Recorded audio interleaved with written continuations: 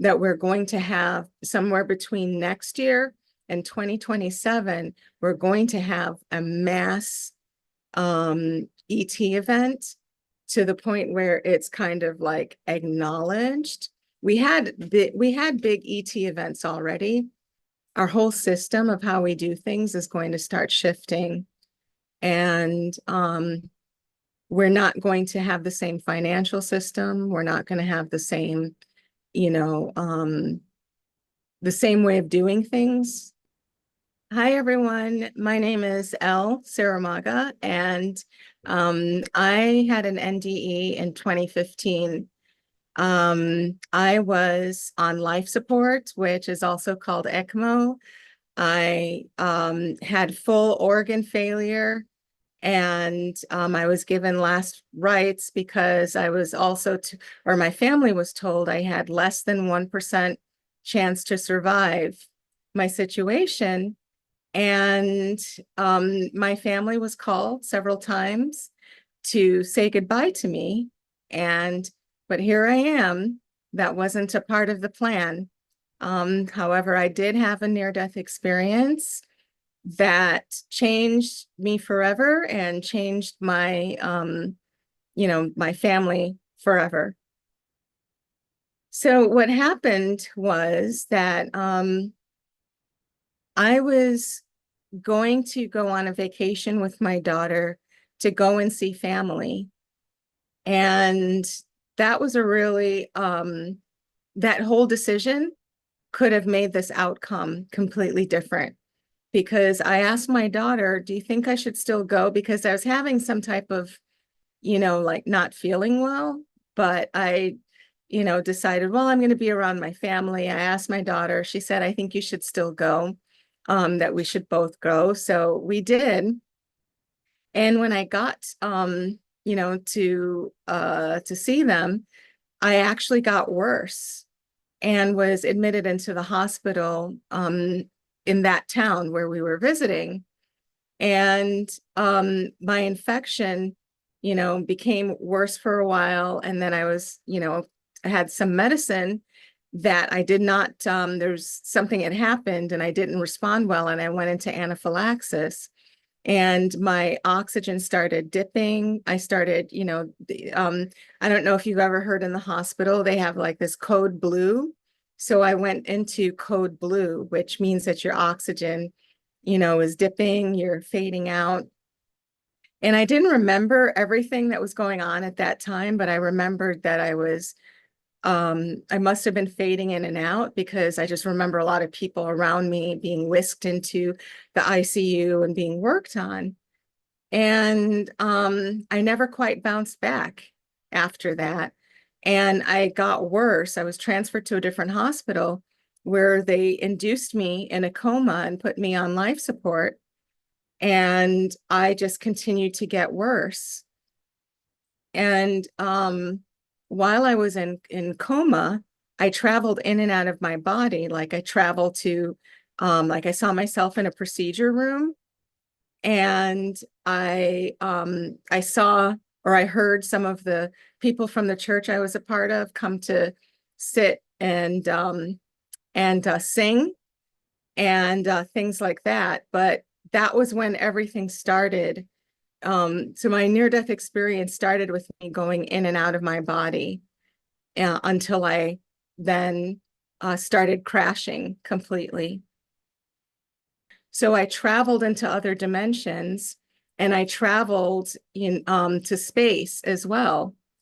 One of the things that made me realize that was, after my whole experience, I kind of took a lot of time to process it and think about it, because I was not so much freaked out by it, but I was just kind of like, what just happened? Just really shocked. And I started remembering different scriptures from the Bible. One of them that says, in my Father's house, there are many rooms. And so when I was with my guides kind of told me, and everything was telepathic, that the rooms are actually dimensions. So when that scripture says that, you're in different dimensions. So I traveled to different dimensions and I saw different outcomes of certain things that were happening, like an alternative outcome of something that was happening on the world stage, maybe, or something that was happening in my life that, something that could have taken place in a different dimension. So these two of the guides were adults. One was female, one was male. The male, did not look like it was anyone who was my relative. They were angelic. The third one looks like my daughter, but I knew that that wasn't actually my daughter because that guide was very quiet, but just kind of like she looked exactly like my daughter. And then I found out that that guide was there to kind of keep me anchored and keep me fighting to come back because I probably would have just decided to stay. But when I travel into different dimensions or travel different places, my guides would tell me and teach me things by telling me to merge into different situations and different organisms. Like I was told to merge with a tree. I kept on hearing that. I was also merged into a lily that was in a pond. And when I was in that lily, I didn't feel like a human being that was pretending to be a lily. I felt like I actually was a lily. Like even my mind changed. Like I guess I don't know, what lilies think like, but it wasn't me. It definitely felt like I was a plant and whatever plants think about. But in that happening, my guide was telling me that all living organisms are conscious and that I needed to respect and honor and see all living organisms. So when you look at a tree, know that that tree actually has conscious thought and they're highly intelligent, more intelligent than we are. They just present differently and they don't need to like go here and there to live. They don't need to eat, and make food and things like that. They get all their sustenance from the sun and the air and the water because they're so highly evolved. So we look down on a lot of things that they're actually more intelligent than us and they are conscious and they do care about us and love us. And they look at us as, they feel a little bit sorry for us, honestly, but they look at us like, that they need to protect us and also forgive us for a lot of the things that we do because we don't understand we're not at their level. When I was there's so many things that happened when I went to space as well. And I traveled through space and saw nebula, and it was absolutely beautiful. And when I was traveling, I wasn't thinking about, how I was traveling. I wasn't thinking about why am I traveling, um, or, what was going on. I realized that there was not that I couldn't see my hands. I couldn't see my body. And then my guide said that I was an orb. And I realized that I was an orb. And then I kind of embraced that, but I didn't question why I was an orb, which I find really strange and interesting to me that I didn't have any questions about where I was and what I was doing. I was just in a childlike state where I was just following my guide's instructions and going where I was encouraged to go. And it felt very freeing. And it felt very like I wasn't thinking about responsibilities. I wasn't thinking about, I wasn't even thinking about my child, honestly, at that point. I was just in the moment with the creator, with my guides, and just, it was beautiful and I was embracing it.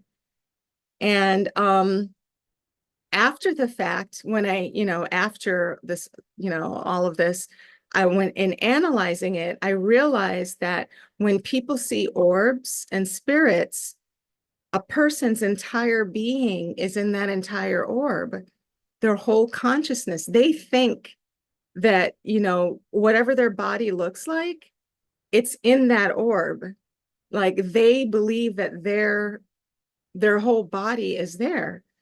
And so that was such a different perspective for me, because I've seen videos and things of, like, say, paranormal stuff, and people see orbs, and then that that's a spirit. But to actually be on the other side and see that your spirit soul being is inside of an without a body, just a circular orb, was just fascinating to me. And I traveled to another planet where my guides kind of said, okay, because I had questions. So I asked about, aliens.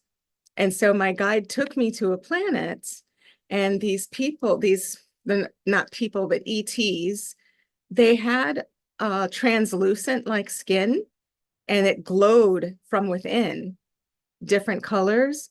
And it was kind of like there was a city. That's pretty much what I saw. They were in a city, so there were buildings there. I was of a different frequency. So when I showed up, I was kind of like in the corner with my guide, observing, all of these beings. And after the fact, again, I was just, I thought to myself, I wonder where that planet could have been. And I saw something recently about NASA. They had some old pictures that they've kind of kept, that they have recently released, that showed an entire city not far away from our planet, in I think it's in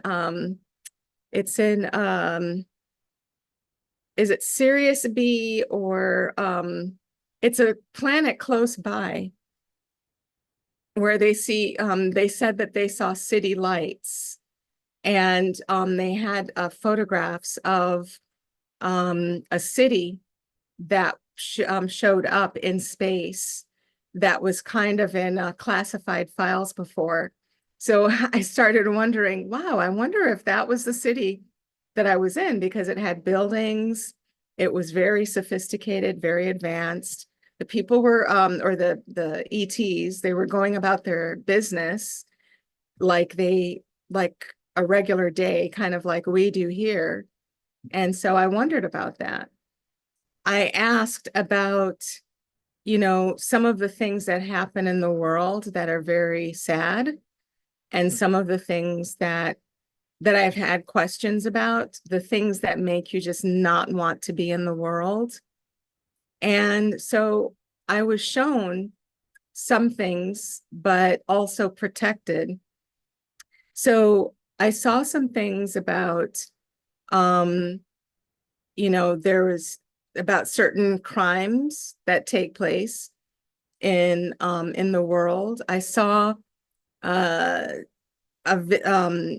vision about the grid going down, and about an electrical and cell phone issue that happens across everywhere. And when I was shown that with my guide, I was kind of put in the situation as to where I would be. I didn't know it at the time that was what was going on, because when I saw a lot of these things, I didn't know that they were prophetic. I just got this information, and I was thinking, okay, well, this is a bunch of random information. What do I do with this? I didn't have any context. So it wasn't until two of the things happened after I got out of the hospital that I started thinking, oh my gosh, are these prophetic? So I started trying to recall everything. And one of the things that I saw was that we were going to have a mass contact event with ETs, that there was going to be disclosure. That was one of the things that started coming true. And I started sharing about this before we started having disclosure. And this was in April of 2023, I believe it was. And so when some of those things started happening, it made me start thinking, okay, well, let me look at some of the other things that I saw. Some, as I said, some have already happened, but some of the things that are still going to happen are that we're going to have somewhere between next year and 2027, we're going to have a mass ET event to the point where it's kind of like acknowledged. We had big ET events already where lots of people saw some things. I think last year that happened a lot. The beginning of this year, there was a mass event, but we're going to have an event where everybody's ready to accept and actually meet ETs, and that is called Close Encounters of the Fifth Kind, when we actually communicate and we meet with them. That's going to happen between 2025 and 2027. And the reason I give a range is because one of the things that I learned is that based on our decisions and based on things that happen in the world, and on the other side, time is not a real thing. It's a construct that we make. So there's no actual time. So, and since we run on time and we understand time and we organize ourselves by it here, the window of time, certain things can change in between that time period, but within that time period is when that's supposed to happen. The things that determine whether it happens in 2025 or 26 or 27 are based on a lot of different mutable things that change and fluctuate. If you want to know other future things, I would say one of the things that I learned is that we're living in a dystopian society right now, and we're moving out of a dystopian society.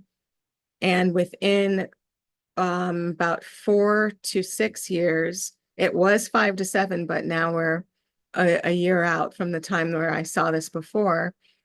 We're going to have like mass earth shift. We're going to lose some land masses, and other new land masses are going to form. So there's going to be big upheaval geologically, and some people are going to, there's going to be areas that are going to be flooded out and not existing anymore where people are living right now. Another thing that's going to happen is our whole system of how we do things is going to start shifting, and we're not going to have the same financial system. We're not going to have the same, the same way of doing things, like going to work 9 to 5, this and that and the other. Those things are going to change a lot sooner than, it's going to be less than 10 years when those things start changing. The thing that determines how quickly a lot of these things happen is how many people wake up and how many people, So I know that, a lot of people want to know about the future and things like that. The thing that everybody really needs to understand and needs to focus on is start doing the work internally, start meditating and having a spiritual practice every day. That's what's really important, because the future is going to come regardless of whether you're here or not. But you need to be in the right mental and spiritual place in order to embrace these things and also to handle these things. So that's the thing to focus on more, and not so much what's going to happen in the future, because I'm only saying what a lot of other people say. So we don't need to like continue to hear it, but what we do need to do is respond to it and change ourselves, because when we do that too collectively, the entire world ascends. We ascend from the place that we are and become a more loving society, and we become a more ascended society. People talk a lot about we're going from 3D to 5D. We don't actually go from one place to another. We step into it when we go within, when we meditate, we have a spiritual practice, we transform ourselves. That's how we go to 5D. And when there's so many of us that are doing that, the earth and the world automatically starts ascending. And that's how things are activated. So that's what we need to focus on, and that's what we need to do. Well, 2024 is almost over, but I said this some time ago that 2024 was going to be a little calmer than what people thought it would be as far as world issues, political issues, things like that. It's 2025 that we really need to be getting prepared for. A lot of changes in 2025. Your mind is going to be blown a lot because of how much will change. And that's why I've been saying that people need to prepare their minds and their hearts right now so that they're mentally and emotionally able to deal with a lot of these things. I don't talk about politics. I have an idea as to what's going to happen, but I'm not going to say, because that should not be the focus. The point is that everybody just needs to focus on themselves and being the best version of themselves and being spiritually and mentally prepared for what's to come. That's the most important thing and the main thing to focus on. Realize that astrology is God's soul soup. It's the organizational plan of how a person is going to be in their life, and it's connected to their soul contract. So for us, the age of Aquarius, for example, Jesus, it's believed Jesus was Pisces, and he lived in the time of the age of Pisces. Okay. We're in a very special time because we have lived through the cusp of going from Pisces to the age of Aquarius. And the age of Aquarius is about a lot of like rebellion, a lot of like major shifts, a lot of going to the future, a lot of recreating things that are better for humanity. It's a very humanitarian focus.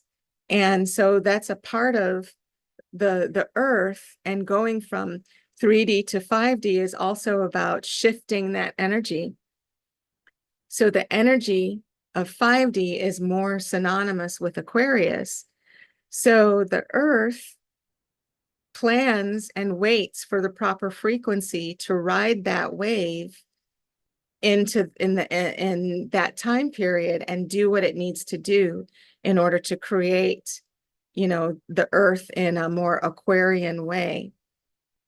And that's because these higher beings don't have a sense of time. If we want something to happen, we plan it and we give it a goal date, and it has to happen at that particular time. The way that spiritual beings work is they wait for the right frequency, the right age, the right, the right time period, the right energy, and in order to do their shifting so that everything is in divine order and is in sync. We force it, but they wait. And that's one of the reasons why scriptures like the Bible talked about being patient, because There's a good, you can have something that you do that's good, but it could be the bad time to do it. So you have to wait for the good time to do it in order to ride that energy and harness that energy of the best outcome. And that's how we're supposed to live our life.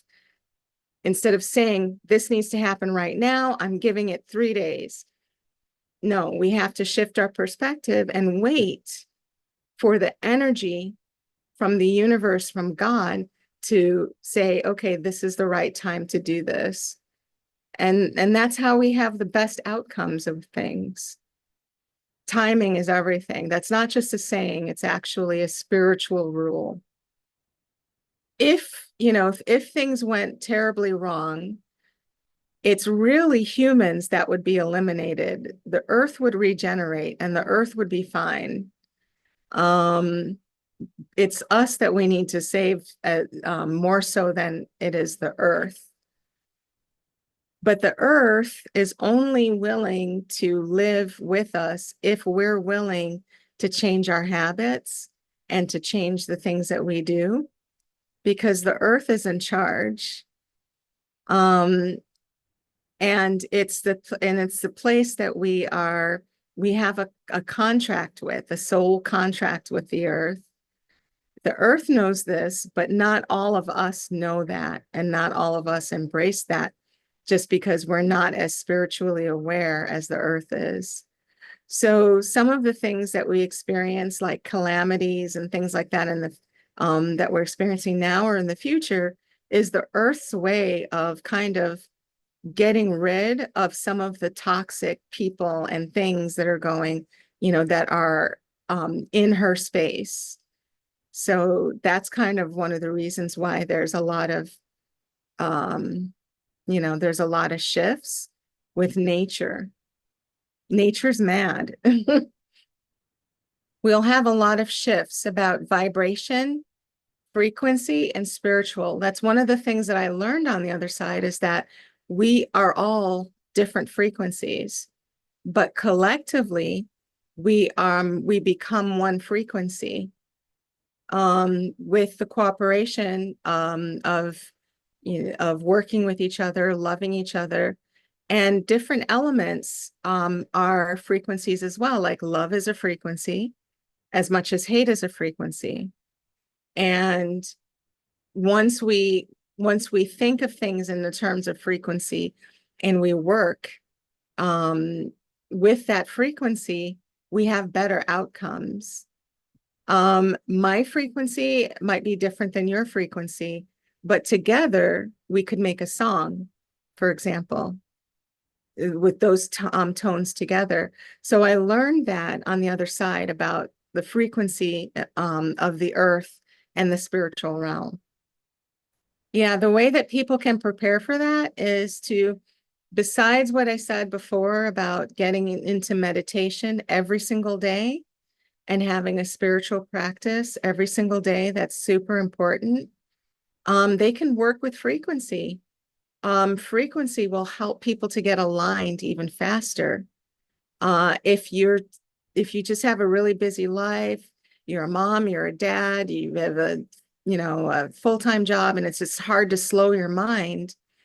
When you meditate, you can chant. That's what chanting is, creating a frequency. You can chant and generate that energy. You could also get frequency devices like tuning fork. 528 Hz is a good frequency to work with.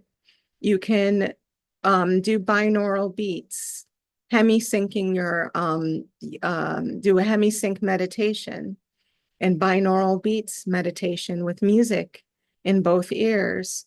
All of those things work with the vibration of your aura, of your frequency, and of the energy that's naturally in your body.